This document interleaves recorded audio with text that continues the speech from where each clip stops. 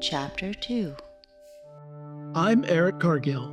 And I'm Rachel Elnar, and this is Cheers and Tears. Design leadership tales retold. All right, Erik, I'm so excited because today's guest is a Seattle-based designer with over 30 years of experience in marketing and brand development.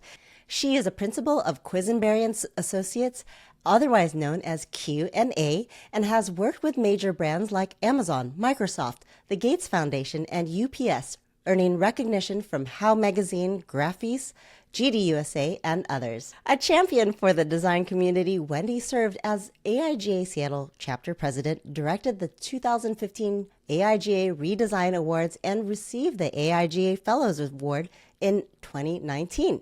She also led the Seattle show and taught at Cornish College of the Arts. And fun fact, she was the handwriting model for the Microsoft tablet launch where Rob Lowe read his name in her penmanship, an iconic moment for any Soda Pop Curtis fan.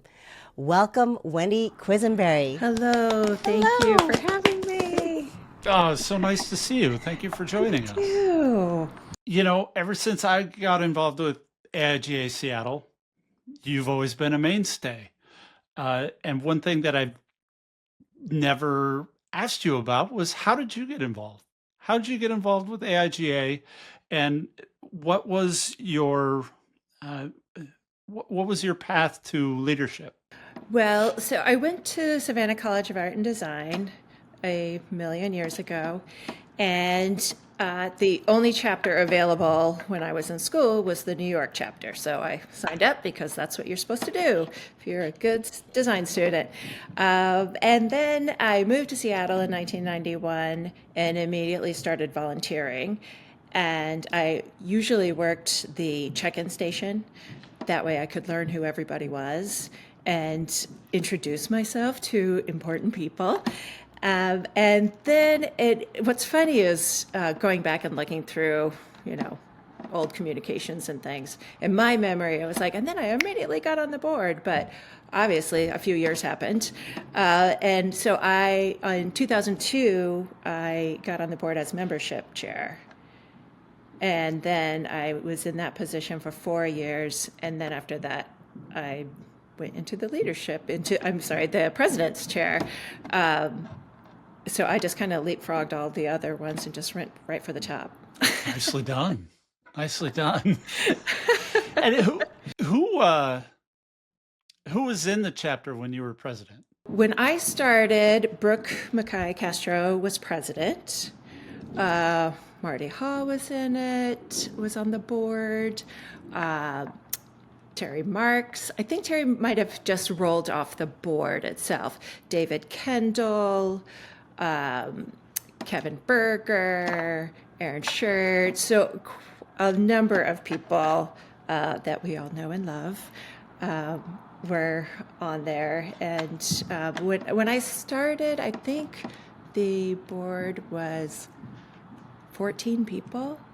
It was pretty sizable. Oh, that's a big board. Yeah, and that's a big board. I think while I was on the board, it was between 14 and 18 people. Well, I'm glad you said everybody on the board, because I was like, can you name people in the chapter? I was like, oh God, no, not everybody in the chapter. You got where I was going with that. Thank you. Yeah. Thank you for picking that up. When and where was your first leadership retreat? So my first one was Las Vegas.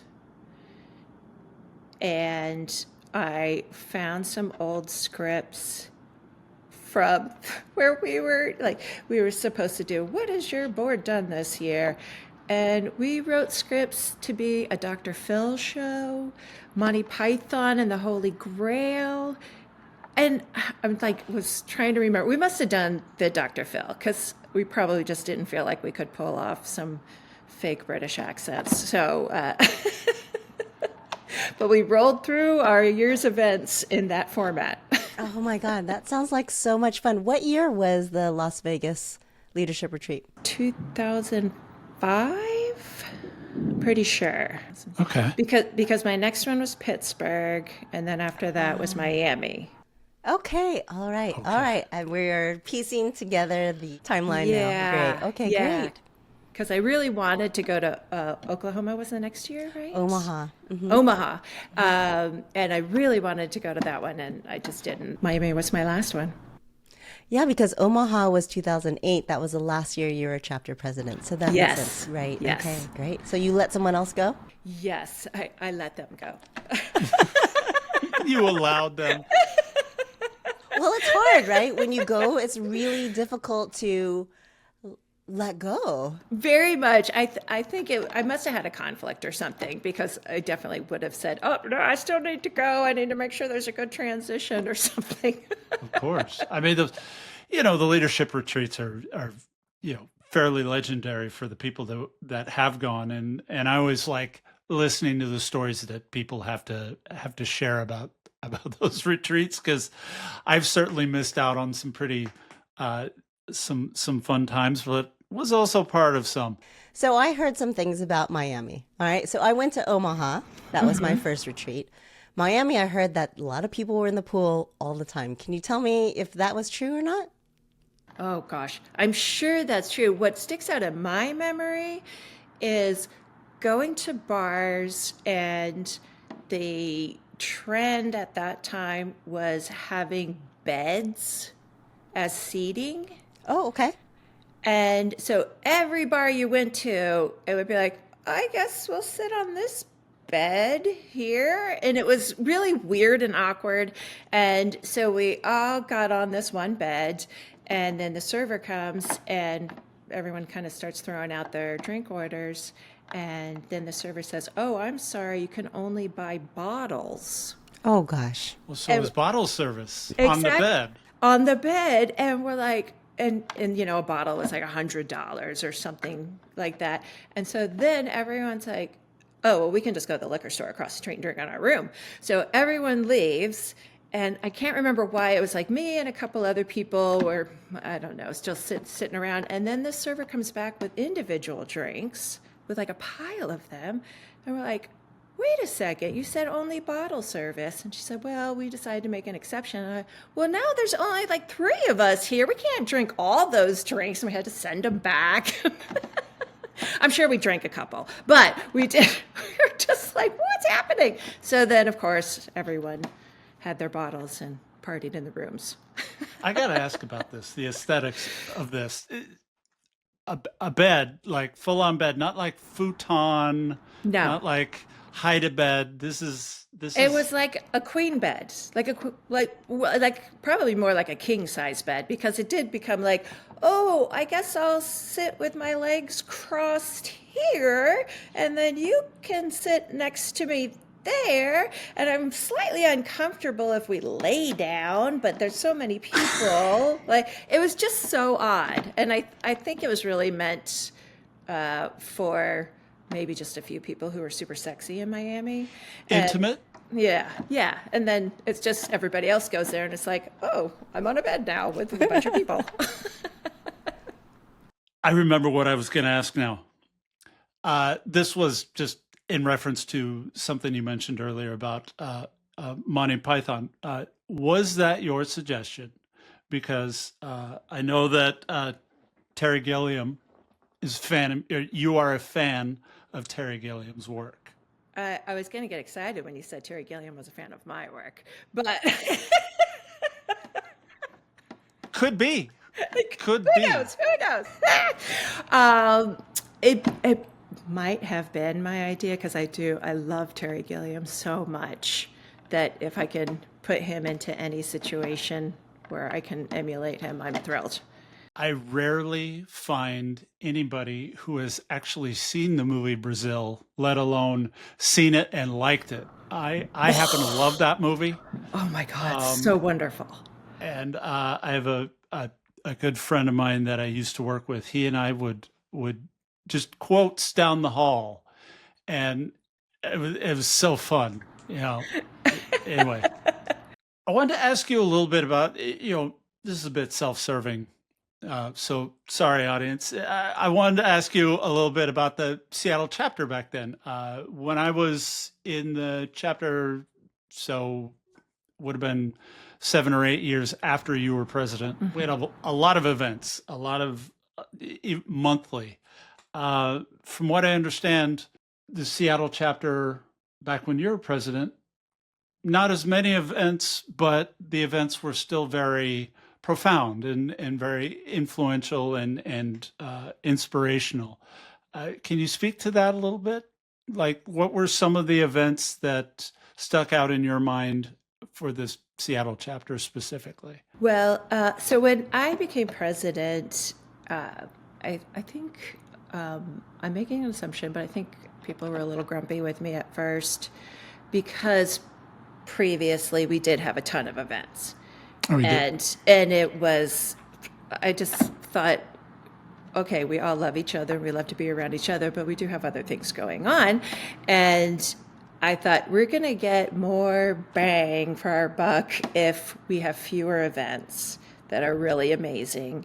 And then people can feel like they can go to more things. And so we did reduce the number of events. And then just naturally, I think it goes up because people get so excited. But we had a lot of people, a lot of big, celebrity designers come to town. We had Stefan Sagmeister. We had Marty Neumeier do a workshop for his book, The Brand Gap. We did the paper fashion show back then. And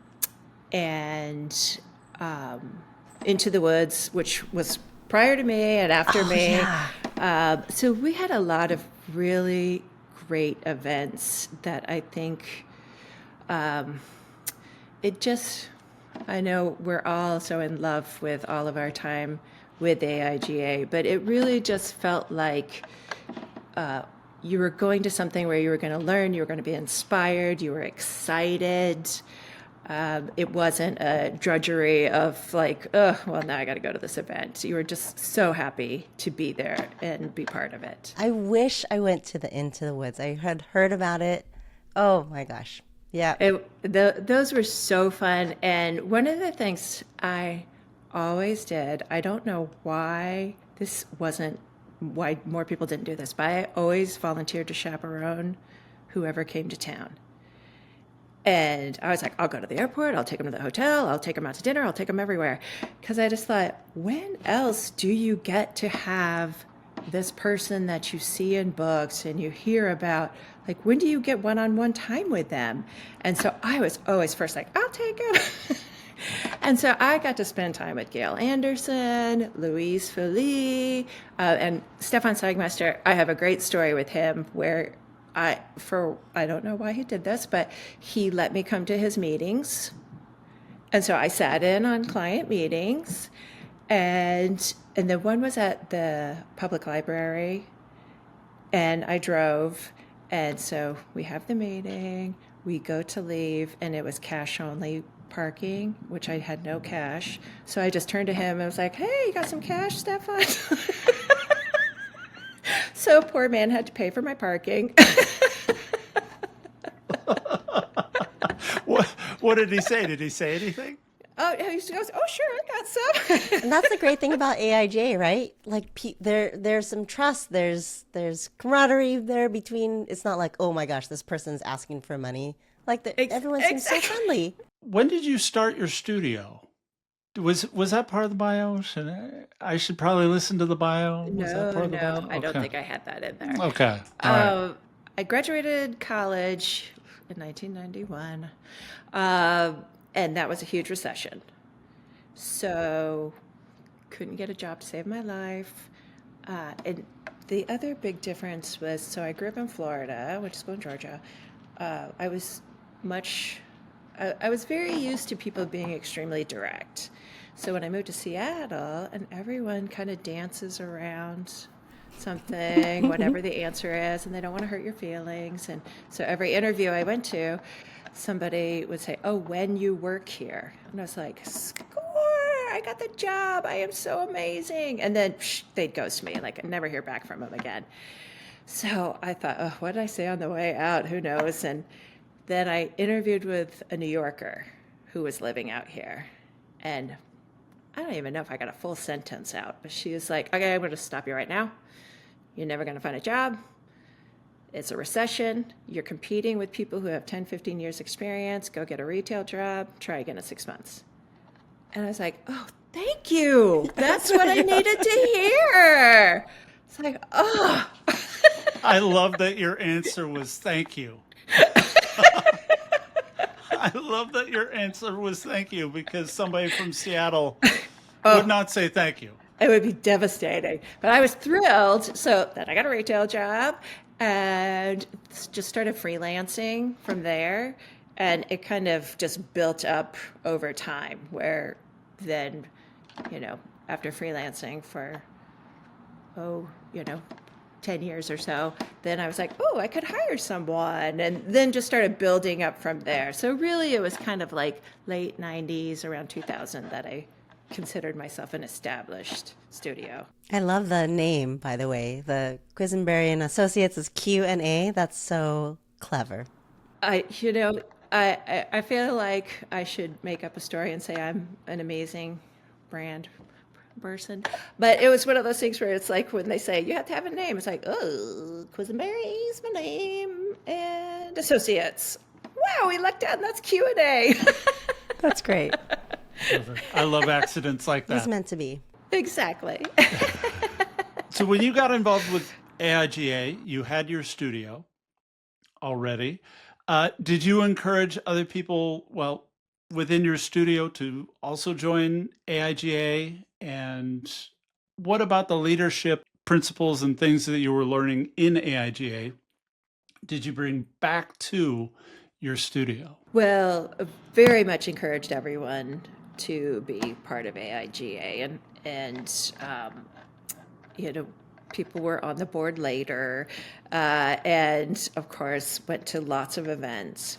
And I think from being on the board, what I gained was confidence, and it was such a great incubator for trying out ideas, for collaborating, for all these things that really, you're running an organization, you have hundreds of people to answer to, but you're not going to get fired.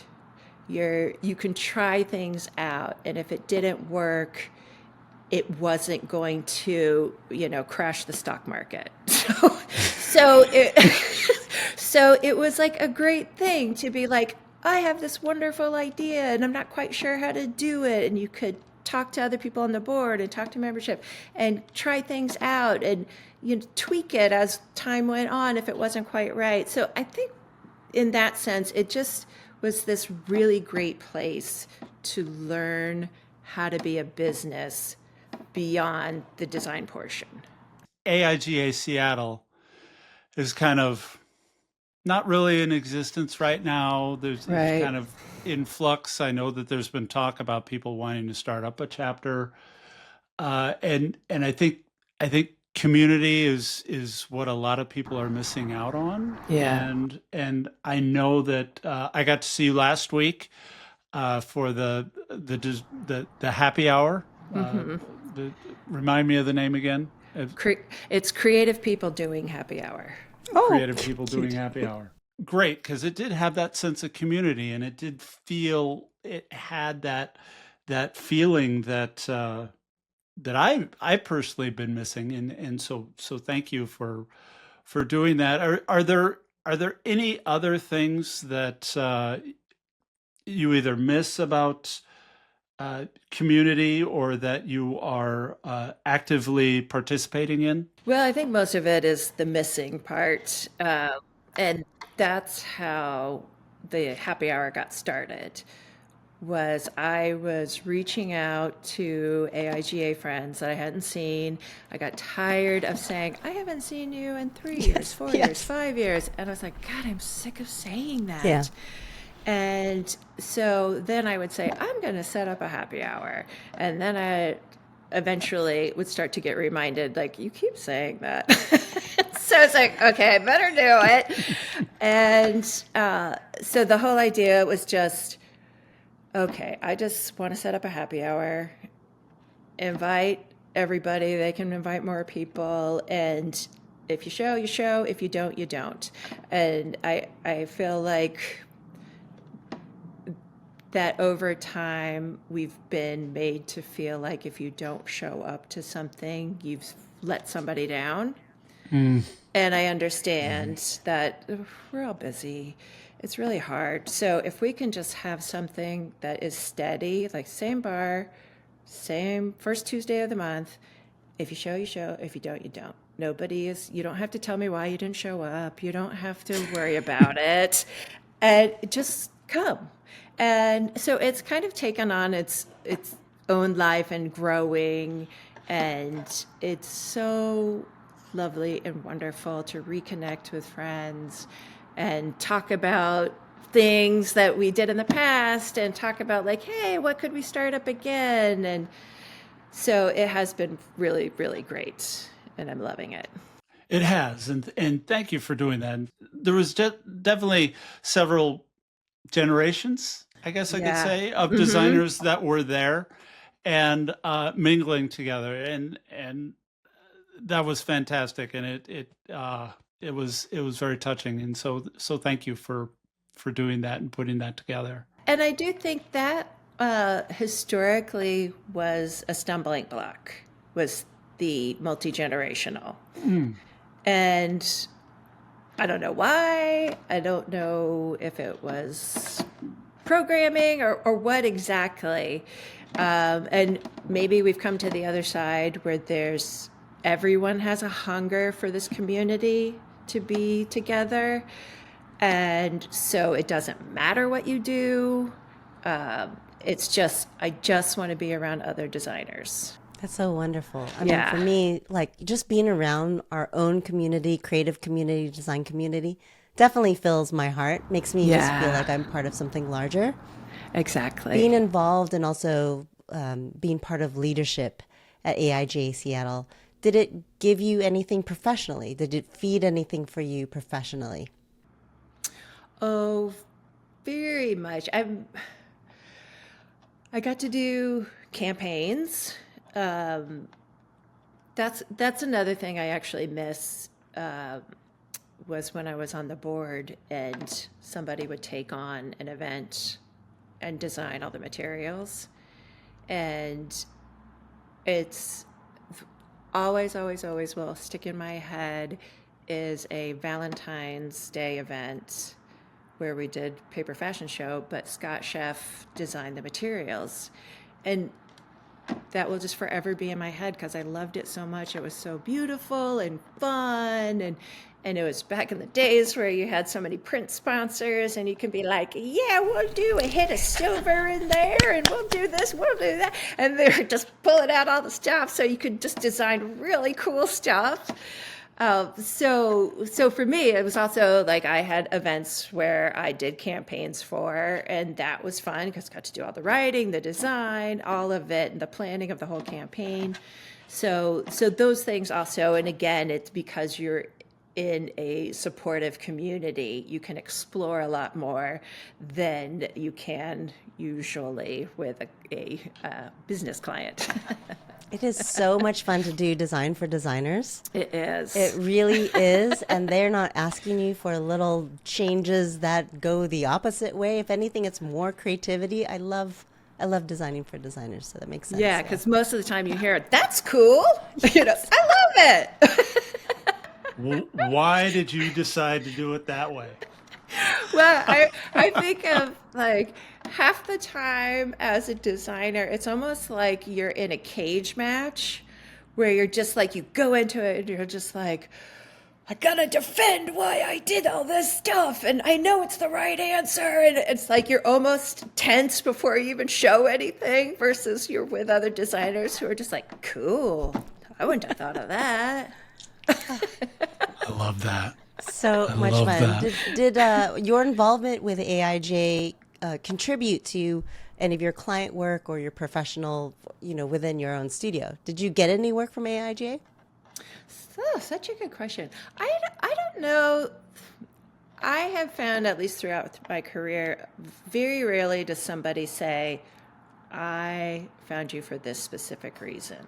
I always felt like it was just part of the bigger picture and was a very important part of the big picture.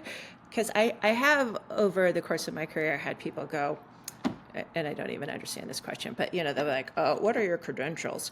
And you're just like, "Okay, if you like my stuff, those are my credentials." But I always used AIGA as the most important foundation of who I was as a designer, so that they could see, like, oh, this is the organization for designers, and you've been very involved, you've been the chapter president, etc. So that has always been kind of my foundation for the background of my work. So back to leadership retreats real quick, if we can kind of go back there a little bit. Were they doing human pyramids back when you were going? Was that I don't remember that. I feel like that was all after. That was Omaha. That was Omaha. So you just missed Omaha. Exactly. I have a feeling that maybe there was, clearly there's a lot of alcohol consumption for the pyramids. But maybe we were doing too much, and then we couldn't even make it to the pyramid time. I love that. Wasn't there an Into the Woods where there was an incident, like there was some sort of, I'll have to do my research on that, and that'll be on a different episode. But I think there was like some sort of incident where we were asked not to come back to that facility. Oh, yeah. What? Yeah, for sure. Oh, I think it was all, do you remember? Drunken swimming. Was it drunken swimming? Yeah. Yes. Rachel, so you have a picture in your head, and the listeners have a picture in their head. We would take over this place called Sleeping Lady Lodge in the mountains. Beautiful. It's just like these cabins and all this like deep forested area, and there's a stream, and it's just peaceful and lovely. And we would just come in and just be out of control and loud. And so it's thankful that we were the only people there. We had the whole facility to ourselves, but we were kind of loud and out of control. So I think there was a drunken swimming one night that then the venue was like, we need a break. Guys, it's called Sleeping Lady for a reason. After that, was it Suncadia? I don't remember. Yes, it moved to Suncadia. They moved to Suncadia. So still had the programming. It just moved. Exactly. Yeah. No explanation. We don't know why. No, we don't know why.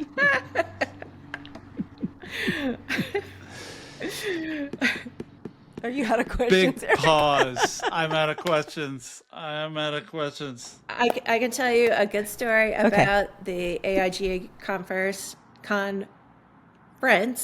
not Converse, in 2003 in Vancouver. So the Seattle chapter. Vancouver, Washington. Vancouver, Canada's the only one that went out of the country. Yeah, I remember that one. Okay, I didn't know this, so this is all new to me. Yes, so the Seattle chapter rented 2 buses and drove up. And we had to leave 7 or 8 o'clock in the morning. And of course, that came with David Kendall having 2 giant jugs of Bloody Marys.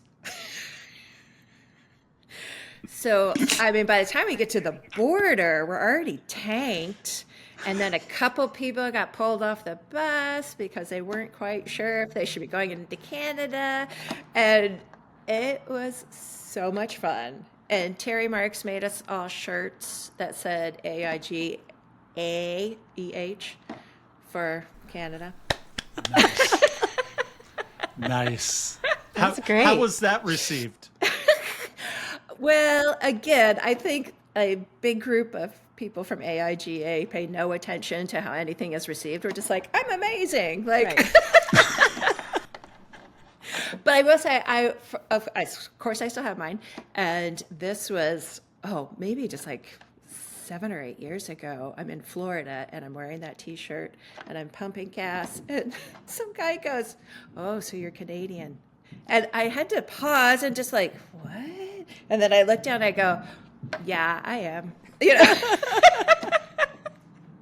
Those are the legendary stories that I would expect, that are outside of the realms of, the programming and everything. But the after Exactly. programming, yeah.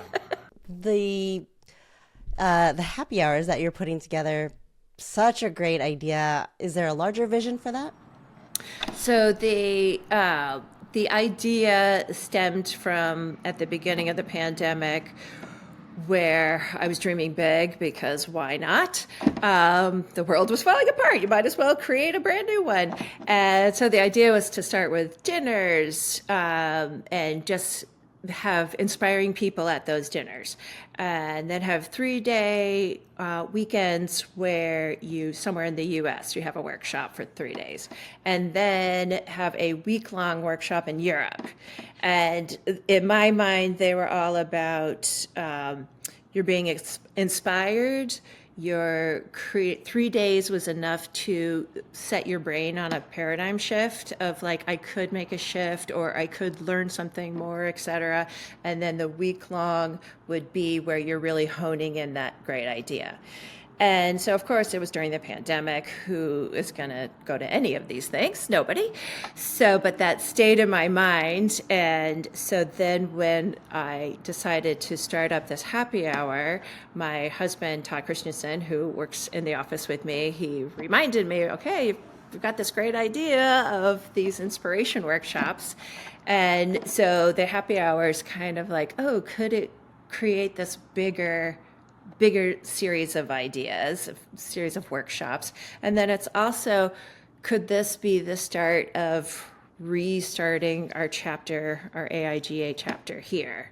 So kind of like a little bit of both of those things. Like how could we do more with this happy hour, because there's a big hunger for the community to get back together, for the young designers who haven't had that community to be part of it, for people who miss it to get back into it, all these things merging together. It's a really great time to be doing all of this and resurrecting all of this. Thank you for doing that. I mean, I feel like as a younger designer 20 years ago, having this community really helped my career, really got me connected, kind of got my start. You had this great network when you're in college, then you fall out of college and all of a sudden it's like, what's happening? So I don't know how younger designers, emerging designers are doing right now, but I feel like building up this community will only help them as well. Exactly. And especially the whole work from home. It's like, Yes. as you're talking about, you lose your connections when you leave college, you go to a new place. And then it's like, if your start was working from home, it's like, who is this design community? Like, where are they? Very good point. Very good point. Well, I'm sold, and if you need help with that, you've heard it here. Perfect. I'd like to throw my name into the hat and be a part of that if in any way that I possibly can. I love it. I love it. So yeah, I'll sit on a bed or whatever I need to do. Whatever I need, I'll pay for bottle service. Totally fine. Totally fine. Well, Wendy, I want to thank you for taking your time and being here today and sharing these stories with us. And I just want to share a story with you that,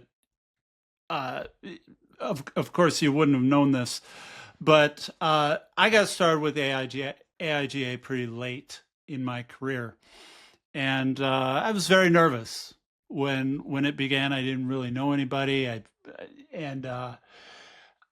My first event, I don't remember where it was, but I think it was somewhere in Capitol Hill here in Seattle. And you made me feel so welcome. You came right up to me and we had a conversation. And it wasn't really about what the conversation was.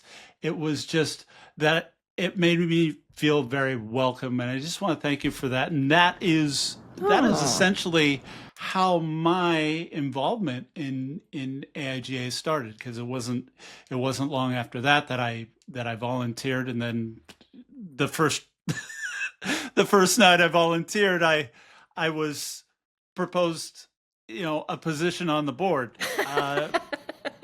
That's a whole different story. Yeah, we're prepping you.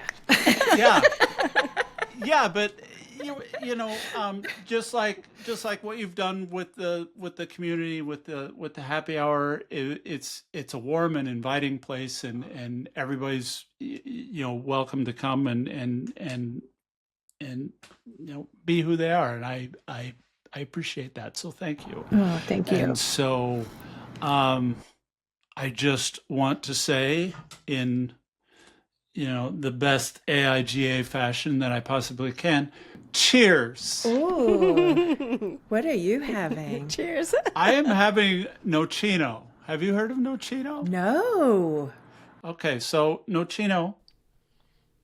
Let me have a little drink. I want to say cheers and have a little drink. So we have a black walnut tree in our backyard, and there's a big story about the black walnut tree in our backyard. The lady that owned the house before us had the mayor come and christen this tree, and it's 22 feet around. Oh my Is gosh. that circumference? We're art students. Who knows? Yeah. Those are numbers. Where's the geometry folks here? Anyway, it's 22 feet around, and there's a plaque. When we bought the house, there was a plaque and a binder that came with this tree. Oh my gosh. Anyway. Whoa. Anyway, my wife found a recipe for a drink called nocino, and during the summer solstice, you take unripened, kind of like teenage walnuts off the tree, and then process them and then ferment them. And then by the winter solstice, you have a drink called nocino that, and it's a digestif. It's very herbal. Next time I see you, I'll bring some. Oh, Next nice. happy hour. Yeah, exactly. Next happy hour, I'll bring some nocino. If you like herbal drinks, it's not something you slam. It's not like you don't want to do Jaeger bombs with this kind of stuff. You don't slam them. Well, I don't. Yeah. Maybe somebody else will that's sitting on a bed. I don't know. Has that joke died? Have It I has. killed it? I love have it. I I just love it. have I just killed it? I put it to bed as They're it were. all but Okay, that was the last one. Anyway, I could tell you more about nocino and the whole process and more about my tree, but I love it. that's what that is. Very nice. Well, I'm having a Pim's cup, which is also herbal. I'm having hot Fantastic. tea, which is also herbal because I'm sick. All the way around. Wendy, it was so nice meeting you and such a joy to laugh with you. Oh, I'm so excited about what you guys are doing in Seattle and just your overall attitude and just bringing back the community. I'm quite honored to have this interview, so thank you. Oh, well, thank you. I'm very honored. Yay. Thank you so much. Thank you again. It was Thank great you, talking Wendy. to you. Thank you. I Thank really, you. really appreciate it. All right. Talk to you later. All right. Bye. Bye-bye. Cheers and Tears will be back next time with more design leadership tales retold. Please subscribe, rate, review, and share this podcast with your creative community, design leaders, and friends. Cheers and Tears Design Leadership Tales Retold is a production of Chapter 2 and hosted by us, Rachel Elnar and Erik Cargill. This episode was produced and edited by Rachel Elnar. Podcast graphics by Erik Cargill. Animation by Verso Design and Megato Design. The theme music track is Loose Ends by Silver Ships Plastic Oceans. Follow Cheers and Tears on Apple, Spotify, or YouTube podcasts, or wherever you get your audio and video podcasts. Subscribe to our email list at cheersandtears.com so you don't miss an episode.